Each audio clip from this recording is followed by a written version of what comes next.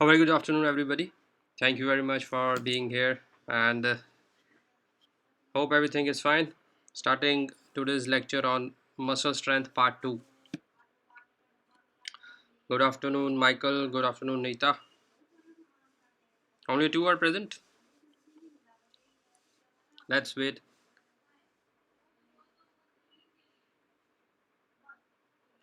So, this lecture will be your concluding part of your strength, and after that, I think there are one or two or more lectures, and that will conclude your syllabus. And if you want me to do revision parts and all that, then we can discuss. And if you want to do it on your own, we'll discuss later on. So one or two more classes are there in your syllabus.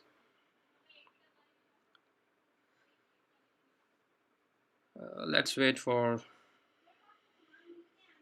because today's class, this is just we have to discuss four factors. Two we already have discussed, so 1 or 2 minutes we will wait, and then we'll start. Hello Sai, how are you? Good afternoon.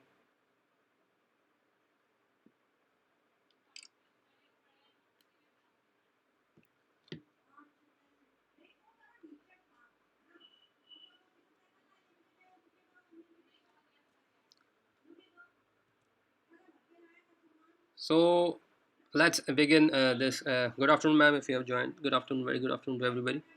So today we'll be again dealing with the strength, muscle strength biomechanics, and we have already discussed two factors. Uh, Before that, I just give a recap of all the factors. So how we measure strength, I have already told you that we can measure strength by measurement of a torque. Torque means rotating force which your muscle apply to do rotations at the joints. So the more the torque is, more the strength your muscle has. So this is the practical way. I've already told you how to measure that strength part in a muscle. So this is the way. And this depends upon your force of contraction of a muscle. Means, what is force of contraction? Basically, the smallest functional unit is, you already know, is the sarcomere. And sarcomere, we have actin and myosin filaments. When they slide over cross bridges are formed. So then contraction happens. So more the ability in a muscle of type this of this ability to make cross links, so more the contraction force is there. So this is the first factor which will determine the amount of torque which a muscle will produce. And second one is your muscle movement. So what is muscle movement? The muscle movement is basically the distance, perpendicular distance of the muscle from the point of rotation. Okay, so these two factors will ultimately will decide how much torque a muscle can produce. However, these factors are dependent upon another six factors. So these are the six factors, out of which two we have already discussed. So these six factors are muscle size, stretch of the muscle means muscle length, then muscle moment arm, contraction velocity, level of muscle fiber recruitment, and fiber types. So these are the six main factors on which muscle strength depends biomechanically. Out of these six, two we have already done. One was muscle size, and second one stretch of the muscle.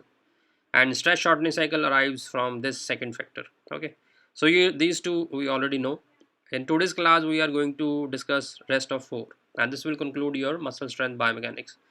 So these will be muscle moment arm, contraction velocity, level of muscle fiber recruitment, and fiber types. Okay.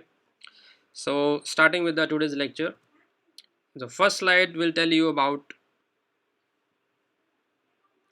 muscle strength and moment arm. Okay, how your moment arm will going to affect your muscle strength. So basically, before moving that, and the first point I have defined that a muscle ability to rotate a joint depends upon muscle force of contraction. The same thing which I have told you just now. This you already know. And second is moment arm. So what is the mathematical equation for this moment arm? Just focus on the this I. I is your moment arm, and it is equal to D. D is the distance between, perpendicular distance between your muscle and your point of movement. Okay, multiplied by sine theta. Sine theta is your angle which this moment arm will make with your force vector. So when you focus on this figure, you will get to know. Now just focus on the figure. I have magnified it so for the more clarity.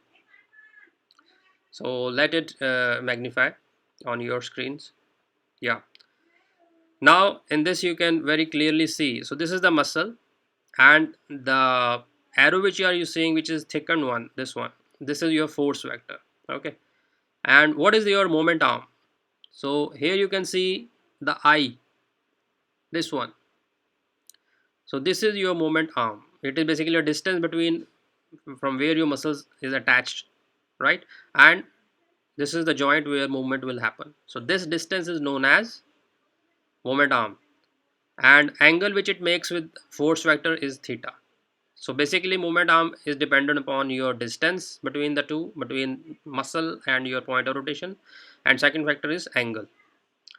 Now one thing I want to make it clear right now, that if the angle is 90 degree, sine 90 degree, this angle is 90 degree, then trigonometrically it is 1. Okay, and this is the situation, or this is the position in which you have maximum advantage, because at this phase, this theta angle of 90 degree provides you maximum muscle moment arm, no matter which muscle you are talking about. अब यहाँ पर मैं आपको एक example I'll just recall from my yesterday's lecture. There I have shown you the figure of swimmer, right?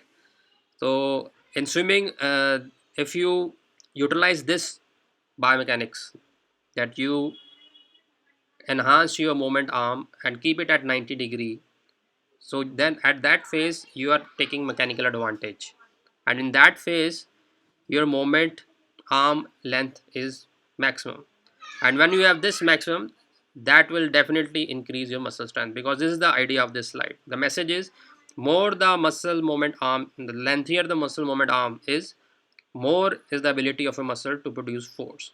It becomes more strength, it has more strength, it becomes more strengthy. So when you have more moment arm, means you have lengthy moment arm, that means you have more strength.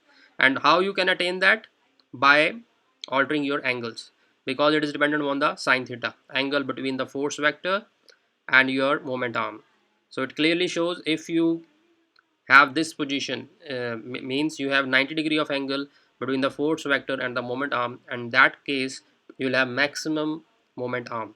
And when you have maximum moment arm, that means you have maximum ability to generate torque at the joint, and that will help you in your fast movement. So this was the main idea.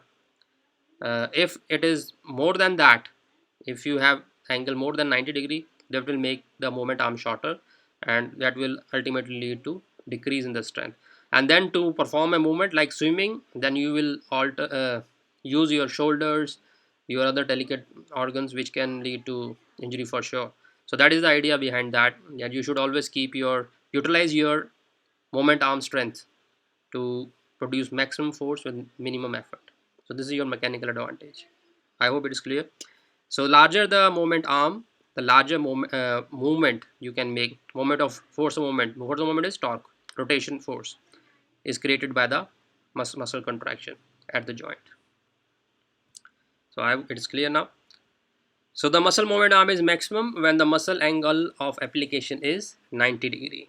Since the sine of 90 degree is equal to 1.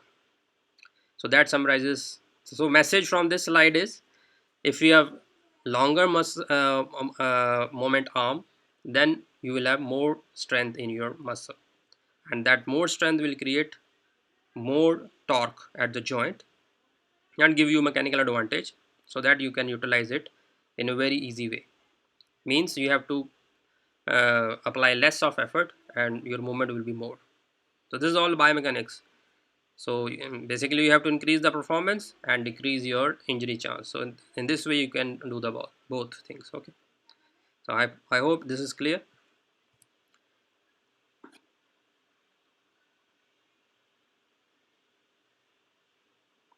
Now moving to the next slide.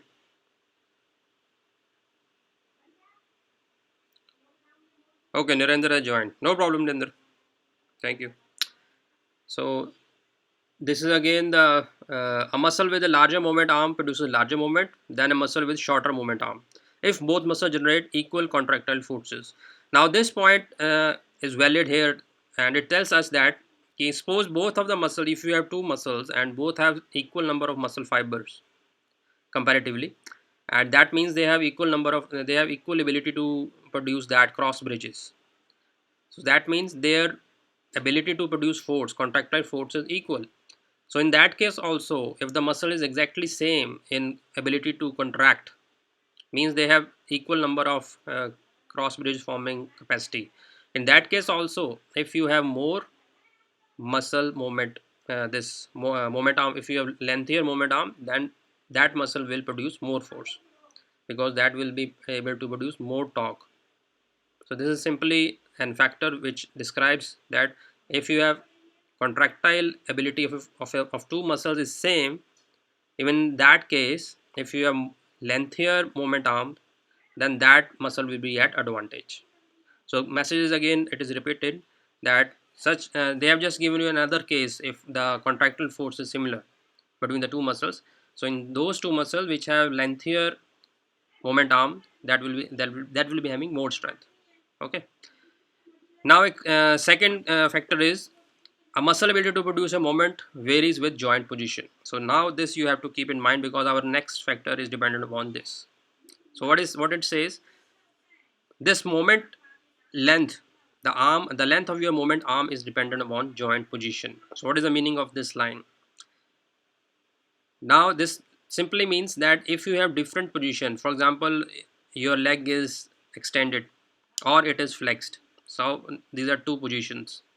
Joint one, in one position it is fully extension, in one position it is flexed. So in these two position, the moment arm of a muscle will vary. So this is the message. Now how it is going to affect, now we will be discussing this. Coming to the next slide. So what is the interaction between, so this slides will tell you that joint position factor, how it affects your moment, muscle moment arm. So interaction between a muscle moment arm and its length with changing joint position. So when you change the joint position, how your moment arm is going to affect it. Moment arm आपके कैसे affect होगी when you will change your joint position, when you will do flexion or when you will do extension. Just focus on the first point. Now I am focusing on the hamstring moment arm at the knee, in the figure 1 on your left side, with the knee extended and much larger with the knee flexed. So just focus now on hamstring muscle moment arm. So let it enlarge on your figures. Yeah. Now you can see we have two joint position in front of you. On one leg it is flexed and muscle being focused is hamstring. And in the next uh, same leg but in the extended position, and the muscle again focused is hamstring. Now you just focus on this red. This is your moment arm, the perpendicular distance from muscle to point of rotation. So it is more in flexed position. So this is the idea. So when you have some changes in your joint position, so that is going to affect your muscle movement arm for sure. And when it is affected, if it is lengthened, that means you will have more strength. And when it is extended, I mean when the length is extended and it gets shortened, so that means it will have less strength. So in these cases, the leg which is in the flexed position, this one, first one, has more strength in the hamstring. So this is the idea. So with joint position also, your strength varies. Why? Because when you move your this when you provide these kind of movements at the joint and joint position changes, that will lead to differences in your muscle length. Muscle length change हो जाएगी जब आप joint movements करेंगे. और जब muscle movement arm change होगी तो that will definitely affect strength, क्योंकि we have already studied longer the muscle movement length is, more strength the muscle has. So this is a direct relation. So this is how joint position will affect your strength. But one thing more, so this is our human system, so there is variability, a lot of variability is there. Now this thing and this factor is not fixed, there is variability. For that I have given you second example. Just focus on these are the fingers basically. So here we are focusing a muscle known as flexor digitorum profundus at the finger. It is there. Now this muscle does not follow this factor, because when either you keep it flexed or either you keep it extended, there is not much change in the muscle movement arm. So the idea here to show you this, that you cannot keep this factor as universal. आप इसको universal हर एक muscle पे you cannot apply this one. You have to be very specific because it depends upon different muscles. Now in the finger joints, this muscle doesn't follow that, because यहाँ पर when you extend or flex your finger, it is not going to affect the muscle movement arm. And when muscle movement arm is not going to get affected, so there will be no change in the strength. So in the case of fingers, so there is no effect of joint position in the case of fingers. On the other hand, it was very significant difference when we were talking about hamstrings at the knee joint. Okay, so this is the difference you always keep in mind. So this was your second factor. Now another case, for just better understanding, I'll discuss a very short case जिसमें आपको you will get to know more understanding. A simple case of injury. Now suppose a clinician measures hip flexion strength while athlete injured is sitting in a wheelchair.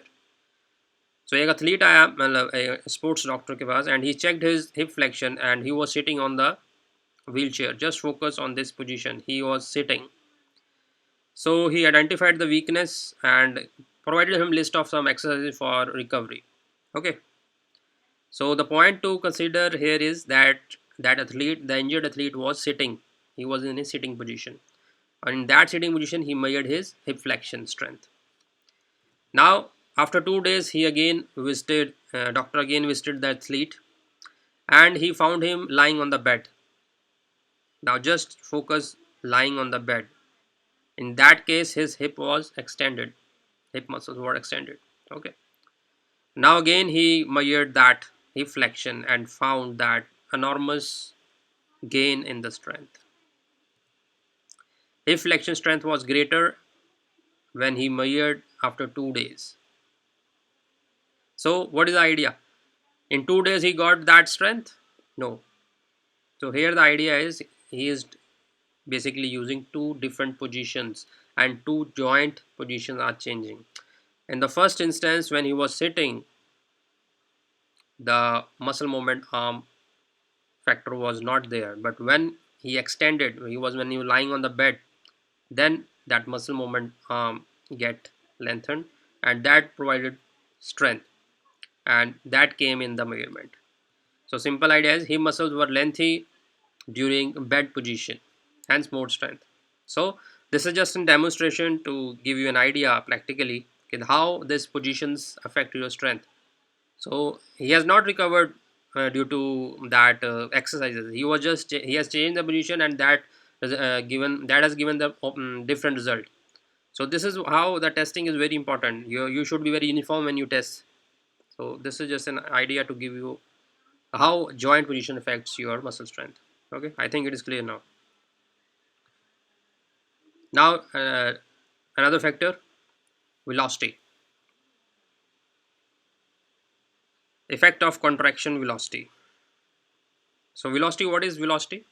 Speed basically. Okay, so contraction velocity of a muscle is usually we visualize in the form of macroscopic change in the length of a muscle per unit time. कितने second में length change होती है, मतलब change in length per unit time is known as contraction velocity in a muscle. And I have underlined and focused on the macroscopic change. और macroscopic है the gross change which you can visualize. You don't need microscope to see that. जो मोटा मोटा change हो रहा है length में, जो चेंज हो रहा है per unit time, that will give you contraction velocity. Why microscopic? Because when you see under the microscope, तब आपके isometric contraction, when you say that in isometric contraction no lengthening or shortening happens, but microscopically many things is happening during that phase.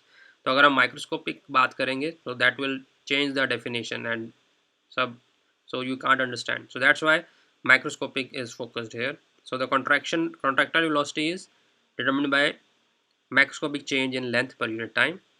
Now second point, in isometric contraction there is no change microscopically, so that means it has zero contraction velocity. Okay, because वहाँ पर आपको length नहीं दिखता. And in contrast, concentric contraction, when shortening of muscles happen, that velocity we call it as positive velocity. So it is defined as a contraction in which there is visible shortening of the muscle. Thus a concentric contraction has a positive contraction velocity. Now why positive? Because whenever you make a movement, you must be doing, when you do concentric contraction, only then some movement happens. Usually concentric contraction is utilized when you have to move something or you have to move yourself. You have to propel, jump करते हैं आप, propel होता है ऊपर. So when you do movement, only then concentric contraction is utilized, and that's why the velocity has been kept positive in this phase. Okay, so zero कब है? When you are doing isometric contraction, and it is positive when you are doing shortening of muscles, means concentric contraction you are doing. In that case you have good positive velocity, that means you have some number. And what is velocity? Basically microscopic change per unit length. So this is all about definition. Now how it is going to affect, it will be discussed in the your curve and the next. Muscle force versus velocity. So this curve you already know, I have discussed already. So it simply says that if the velocity, if you are making some very fast movements, so in that case your muscle strength will go down. On the other hand, if the velocity of contraction is slow, that means more of force generation. So the contractile force is maximum when the contraction velocity is zero. That means isometric contraction has good amount of force, and it decreases as contraction velocity increases. Second point, an isometric contraction produces more force than a concentric contraction of similar magnitude because of this curve. Similarly, another point, a rapid shortening, जो shortening आपकी बहुत जल्दी होगी, a rapid shortening produces less force than a slow shortening contraction. So this is again the interpretation of this curve. You can clearly see when you have slow contraction you have more force, and you have a faster contraction, that means lesser force. So this is all about muscle force versus velocity of contraction.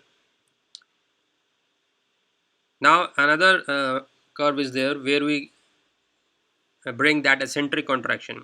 Eccentric contraction is also there, so we have to involve that also, how it affects basically. So eccentric contraction is what? Lengthening of your muscles.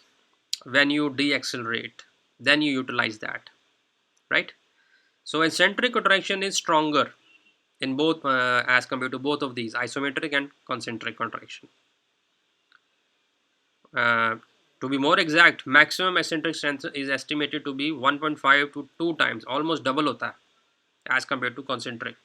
And similar thing you can observe on the curve. You can see यहाँ पर जो solid वाला है वो आपका concentric contraction है, and before that we have lengthening and eccentric contraction. So you can see here, and this also follows a decline in the curve when you do more of lengthening. So this is the ideal phase when you have a maximum force, and it is twice the concentric contraction. And you must be now again connecting this with stress shortening cycle. So first of all lengthening happens, that produces a lot of force, and when you are able to utilize it, you will store this force, and that will add up to your concentric contraction. So I always try to connect these things with the previous one. So here it again gets connected. So idea here is that eccentric has max force as compared to maximum force in comparison to concentric. Now another thing, practical thing you have observed, you always muscle soreness आपको होता है when you do these kind of exercises which involves more of eccentric contraction. So this is technically known as delayed onset muscle soreness, and it is associated with your exercises which utilize your resisted eccentric exercises.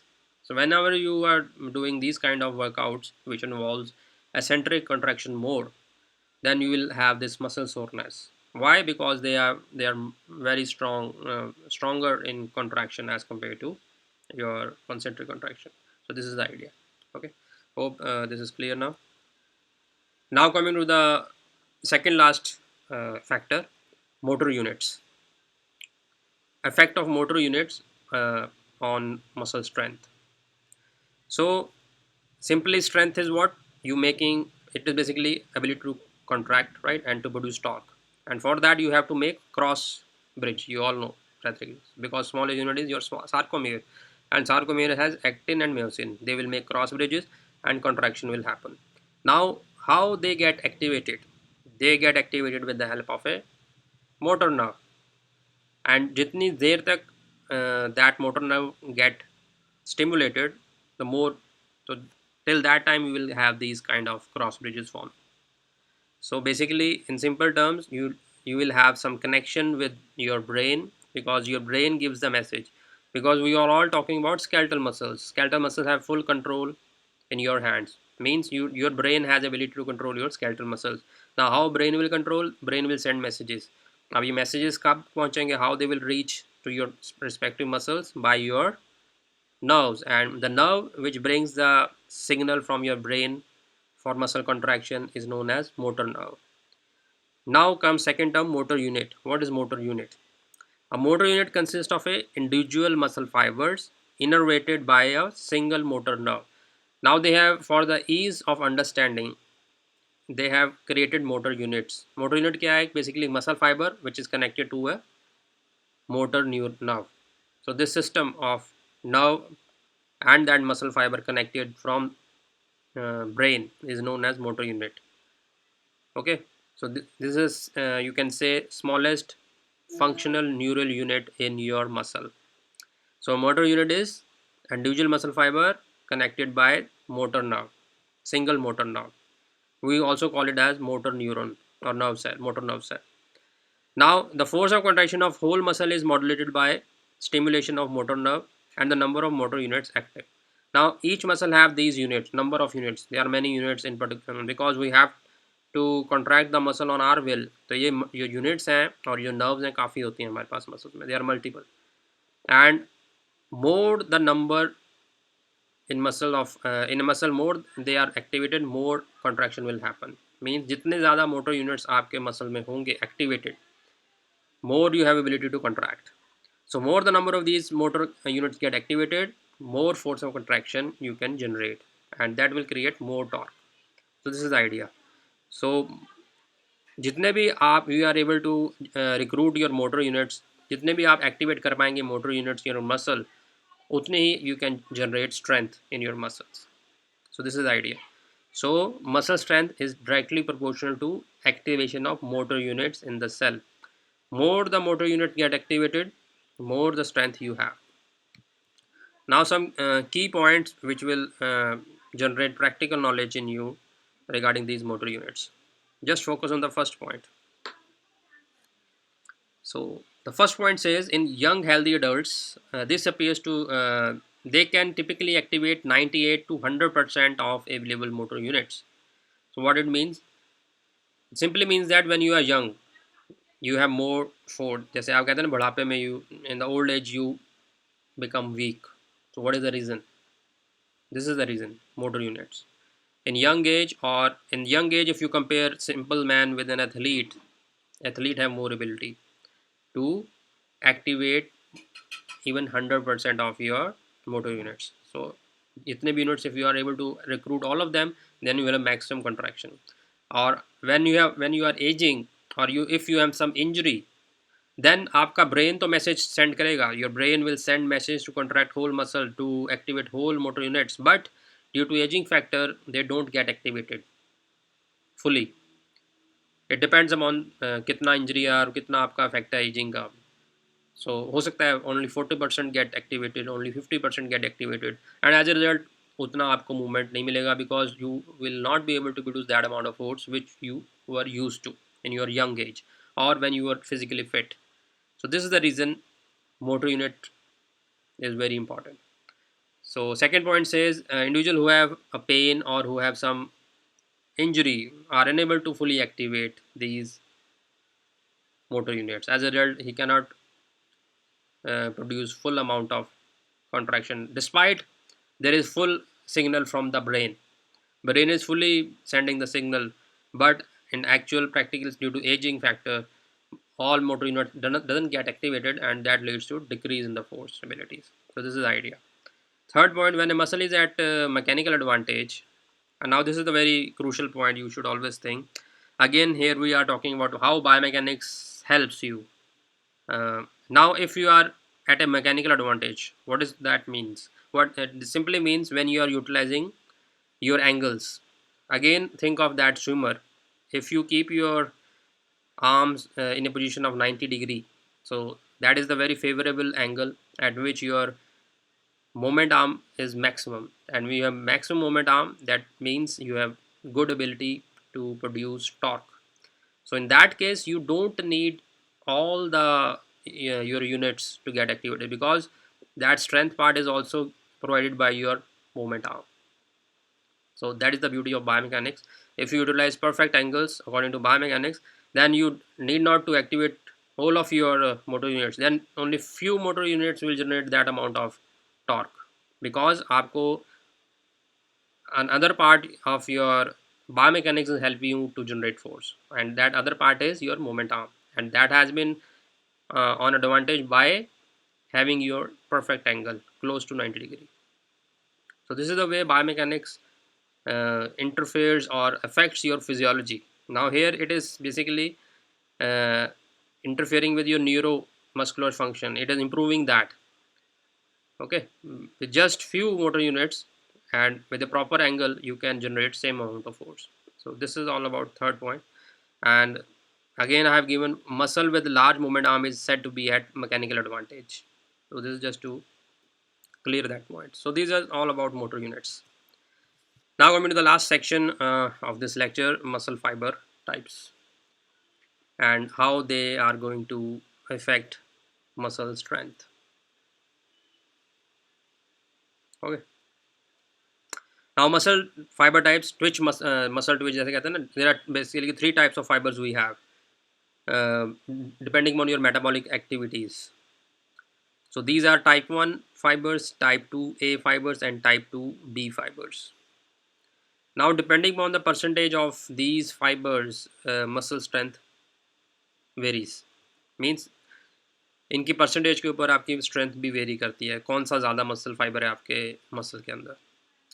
So the contractile force of A type 2B fiber, your type 2B fibers are there, have greater ability to contract, and thus muscle composed of more of type 2 fibers are likely to generate more contractile forces than as compared to type 1 fibers. Okay, and the force velocity relationship also varies in type 2 fibers. Here we have larger forces at higher velocities. So when you have these kind of fibers, these are basically, here you can see that their properties. Just focus on the type 2 type. They have very high contraction velocity, number one. They have high contractile force, number two. And third thing, they are rapidly fitting. Why? Because these type 2 fibers are anaerobic system physiologically, but we are not going to discuss physiology, just I am giving you the idea. So these fibers survive on anaerobic systems in our body, and on the other hand, type 1 having more number of mitochondria, so they utilize aerobic systems of our body.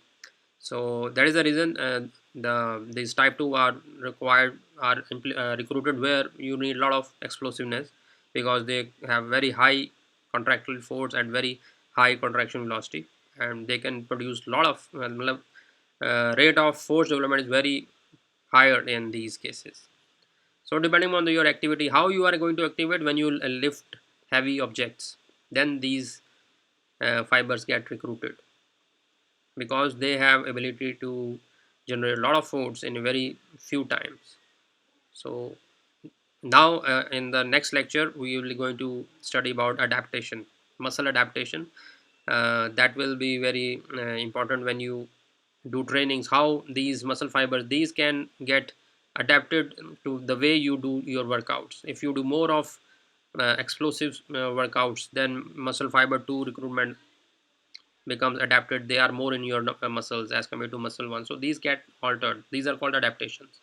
So these we will be discussing in the next chapter, and that will, I think, conclude your syllabus. So that's about your muscle strength mechanics for today. Thank you.